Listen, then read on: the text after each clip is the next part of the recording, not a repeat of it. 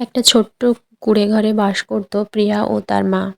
প্রিয়ার বাবা একটা রোড অ্যাক্সিডেন্টে মারা যাওয়ার পর থেকে প্রিয়ার মা সেলাই মেশিনে কাজ করে তার সংসার চালায়। কিন্তু গ্রামে বাড়ি হয় সেলাই মেশিনে কাজ করে তেমন একটা আয় হতো না। প্রিয়া যে স্কুলে পড়তো সেই স্কুলের বাচ্চারা অনেক অহংকারী ছিল, কেননা বেশিরভাগ বাচ্চারাই ছিল জমিদারের সন্তান কিংবা ধনী পরিবারের।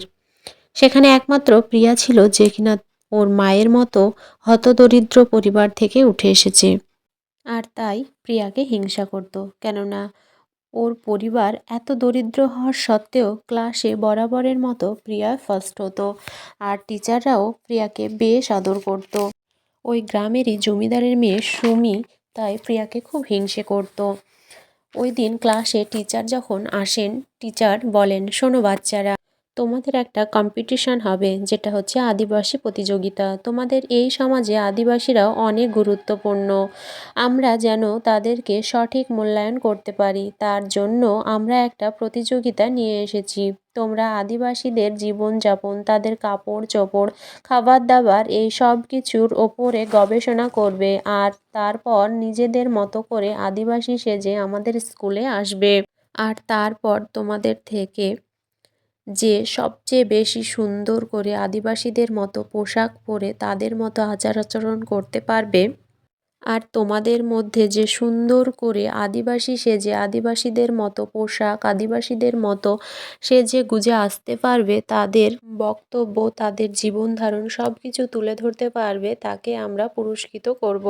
আর সে আমাদের স্কুল থেকে নগদ 50,000 টাকা পুরস্কার পাবে। আর এই সব কিছুই সরকার থেকে ঘোষণা করা হয়েছে, তাই সবাই সবার মতো করে প্রস্তুতি নিয়ে থাকো। এটা শুনে প্রিয়া অনেক খুশি হয়ে গেল, কারণ প্রিয়া জানে ওর পরিশ্রম আর মেধা দিয়ে এই প্রতিযোগিতায় সহজেই জিততে পারবে। শুধু একটাই সমস্যা ছিল, ওর কাছে পোশাক বানানোর মতো টাকা পয়সা তো নেই। ওর মায়ের পক্ষেও এত সুন্দর কিংবা এত দামি কোনো পোশাক কিনে দেওয়া সম্ভব নয়। এটা নিয়ে যখন ভাবছিল তখনই সেখানে সুমি চলে আসে। কিরে প্রিয়া, তুই কি ভাবছিস এই প্রতিযোগিতায় তুই জিতে যাবি? শোন, এটা ক্লাসের কোনো পরীক্ষা নয় বা স্কুলের কোনো বার্ষিক পরীক্ষা নয় যে তুই ফার্স্ট হবি। এটাতে সুন্দর করে সেজে গুজে আসতে বলেছে ম্যাম। আর তোর মা তো তোকে এত দামি কাপড় চোপড় কিনে দিতে পারবেই না। আমার বাবা তো জমিদার, আমি যদি আমার বাবাকে বলি আমাকে হীরের লেহেঙ্গাও বানিয়ে দিতে কার্পণ্য বোধ করবে না।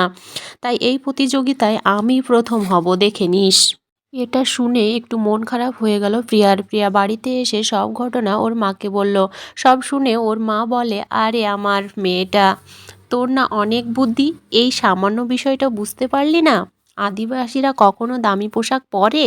আদিবাসীরা তো কাপড় চোপড় পরে না তেমন। তারা পাতা দিয়ে কাপড় চোপড় বানায়, পোশাক বানায়। পাতা দিয়ে সুন্দর লেহেঙ্গা বানিয়ে পরে আদিবাসী মেয়েরা। আমি তো একবার আদিবাসীদের বাড়ি গিয়েছিলাম, ওদের পোশাক আমি দেখে এসেছি। তুই একদম চিন্তা করিস না। তোর মা তোকে খাবার দাবার পোশাক ঠিক মতো দিতে না পারলেও তোর মায়ের হাতের কাজ নিয়ে তো তোর কোনো প্রকার সন্দেহ নেই, তাই না? তোর মা তোকে সুন্দর একটা লেহেঙ্গা বানিয়ে দেবে। তুই বরং একটা কাজ কর, আমাদের বাড়ির পেছনে যে বটগাছটা আছে সেখান থেকে বটগাছের পাতা কুড়িয়ে নিয়ে আয়। আর তারপর সেই বটগাছের পাতা দিয়েই আমি তোকে অনুষ্ঠানের জন্য খুব সুন্দর একটা লেহেঙ্গা তৈরি করে দিচ্ছি। যেই ভাবা সেই কাজ। প্রিয়া বটগাছের পাতা কুড়িয়ে নিয়ে আসলো, তারপর সেই বটগাছের পাতা দিয়েই বানানো হলো খুব সুন্দর একটা লেহেঙ্গা। সেই লেহেঙ্গা পরে প্রিয়া অনুষ্ঠান প্রতিযোগিতায় চলে আসলো। অন্যরা সবাই কাপড় দিয়ে বানানো দামি দামি পোশাক পরে এসেছিল, শুধুমাত্র প্রিয়াই কিনা ওর মায়ের বানিয়ে দেওয়া পাতার ওই লেহেঙ্গাটা পরে এসেছে। আর প্রিয়াকে দেখতে একদম আদিবাসীদের মতো দেখতে লাগছিল, কেননা ওর মা ওকে একদম আদিবাসীদের মতো সাজিয়ে দিয়েছিল। মুখে কালি মেখে, গায়ে পাতার পোশাক পরিয়ে, আর আদিবাসীর কিছু ভাষাও শিখিয়ে দিয়েছিল। সব মিলিয়ে প্রিয়া যখন আদিবাসীদের সম্পর্কে বক্তব্য দিল, সবাই অবাক হয়ে গেল। প্রিয়া বই থেকে আর ওর মায়ের সাহায্যে খুব সুন্দর একটা বক্তব্য বানিয়েছিল, তাই প্রতিযোগিতায় প্রিয়াই প্রথম হলো। আর সাথে 50,000 টাকা পুরস্কারও পেল। যে টাকা ওর মাকে দিল, ওর মা তারপর সেই টাকা দিয়ে নিজের একটা কাপড়ের দোকান দিল।